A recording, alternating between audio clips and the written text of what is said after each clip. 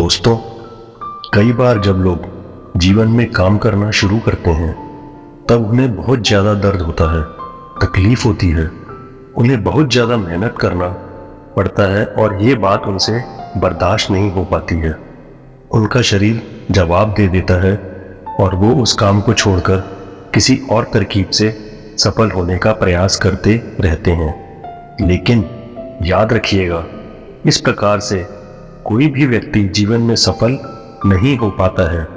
याद रखिएगा कि सफलता का मार्ग मेहनत, दर्द और तकलीफ से होकर गुजरेगा और यह आपको सहना ही पड़ेगा। तो इसके लिए आप हमेशा तैयार रहिए। तो चलिए इस बात को एक कहानी के माध्यम से समझते हैं। एक बार एक मूर्तिकार अपनी छेनी और हथौड़े से एक पत्थर को भगवान की मूर्ति का आकार देने का प्रयास कर रहा था। जैसे ही वह छेनी पर अपना हथौड़ा चलाता, वह पत्थर चिल्लाने लगता और कहने लगता कि ये क्या कर रहे हो, मुझे इतना क्यों मार रहे हो, मुझे बहुत दुख हो रहा है, तकलीफ हो रही है, पीड़ा हो रही है, मुझे अपने हाल पर छोड़ दो और यहाँ से चले जाओ। मूर्तिकार ने उस पत्थर से कहा, मुझे बहुत अच्छे से पता है कि तुम्हें बहुत ज़्यादा दर्द हो रहा है, तकलीफ हो रही है और तुम बहुत ही ज़्यादा पीड़ा में हो। लेकिन यदि आज तुमने इस दर्द को नहीं सहा, इस तकलीफ को नहीं सहा, तो जीवन भर तुम यहीं इसी प्रकार से पड़े रहोगे। मुझे पता है कि तुम में आगे बढ़ने की अपार संभावना है। तुम एक बहुत अच्छे पत्थर हो, लेकिन यदि तुम इसी प्रकार से रहोगे तो कभी भी आगे नहीं बढ़ पाओगे। इतना कहकर मूर्तिकार औजार उठाए ही थे कि पत्थर फिर से चिल्लाने लगा, गिड़गिड़ाने लगा, विनती करने लगा कि मुझे अपने हाल पर छोड़ दो। मुझे पता है कि जीवन के लिए कौन सी चीज़ सही है और कौन सी चीज़ गलत है। मुझे बहुत ज़्यादा दर्द हो रहा है। अब मैं इस तकलीफ को बहुत ज़्यादा नहीं सह सकता। मैं जिस हाल में हूँ उस हाल में छोड़कर मुझे तुम यहाँ से चले जाओ। उस मूर्तिकार ने फिर से पत्थर को समझाने की कोशिश की कि ज़्यादा अधीर मत बनो और अपने सब्र को बनाए रखो। थोड़ी देर और इस दर्द को सहो। यदि इस दर्द को सह लिया तो मैं भगवान की मूर्ति के रूप में तुम्हारी स्थापना करवाऊंगा और फिर दूर दूर से लोग तुम्हारी पूजा करने आएंगे और पंडित जी और दूसरे लोग तुम्हारी सेवा करेंगे। लेकिन पत्थर ने उस मूर्तिकार की एक बात नहीं मानी। वह चिल्लाता रहा और अपनी बात पर अड़ा रहा। मूर्तिकार ने उस पत्थर को समझाने की बहुत कोशिश की, लेकिन वो पत्थर नहीं माना। अब मूर्तिकार भी उसको समझाते समझाते थक चुका था, तो वह उस पत्थर को छोड़कर आगे बढ़ गया और थोड़ी ही दूर जाकर देखा कि एक और बहुत ही अच्छा पत्थर पड़ा हुआ है।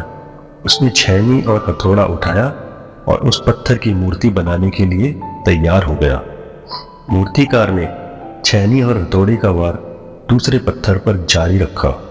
दूसरे पत्थर को भी बहुत दर्द हुआ, तकलीफ भी हुई, लेकिन उस पत्थर ने बर्दाश्त कर लिया और देखते ही देखते थोड़े समय के बाद उस पत्थर ने एक बहुत ही खूबसूरत भगवान की मूर्ति का रूप धारण कर लिया। थोड़े दिन बाद उस मूर्ति की एक मंदिर में स्थापना हो गई। धीरे धीरे करके लोग वह पूजा पाठ करने आने लगे। लोगों की मन्नतें वहां से पूरी होने लगी और वह मंदिर बहुत ही ज़्यादा प्रसिद्ध हो गया।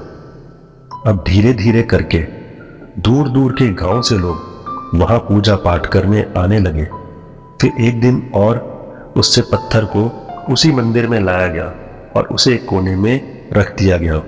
अब लोग आते और उस पर नारियल फोड़ते। ये कोई और पत्थर नहीं, बल्कि वही पत्थर था जिसने दर्द को नहीं सहा था। अब वो पत्थर मन ही मन बहुत ज़्यादा पछता रहा था, दुखी हो रहा था और अपने आप से कह रहा था कि काश मैंने उस दिन उस दर्द, उस तकलीफ को सह लिया होता तो आज लोग मेरी भी पूजा करते। इसीलिए दोस्तों, आप भी अपने जीवन में हमेशा याद रखिएगा कि जब भी आप अपने भविष्य की शुरुआत में किसी काम को कर रहे हो, पढ़ाई कर रहे हो या कोई भी काम कर रहे हो और उसमें आपको दर्द हो रही है, तकलीफ हो रही है, ज़्यादा मेहनत करनी पड़ रही है, तो आप कृपया करके रुकिएगा मत, किसी और रास्ते की शुरुआत मत करिएगा, क्योंकि कोई और रास्ता आपको सफलता नहीं दे सकता है। आपको उस दर्द को, उस तकलीफ को सहना ही होगा और उस दर्द को, उस तकलीफ को सहकर आप और ज़्यादा मजबूत बनेंगे और तभी आप अपने जीवन में आगे बढ़ पाएंगे। और जीवन में हमेशा याद रखिएगा कि आपको पहले पत्थर की तरह नहीं बल्कि दूसरे पत्थर की तरह बनना है। तो दोस्तों, अगर आपको हमारी ये कहानी रोचक लगी हो तो कृपया करके हमारे इस चैनल को ज़्यादा से ज़्यादा लाइक, शेयर और सब्सक्राइब कीजिएगा, ताकि भविष्य में आपके लिए ऐसी ही रोचक कहानियाँ लाने के लिए हमें प्रोत्साहन मिलता रहे। धन्यवाद।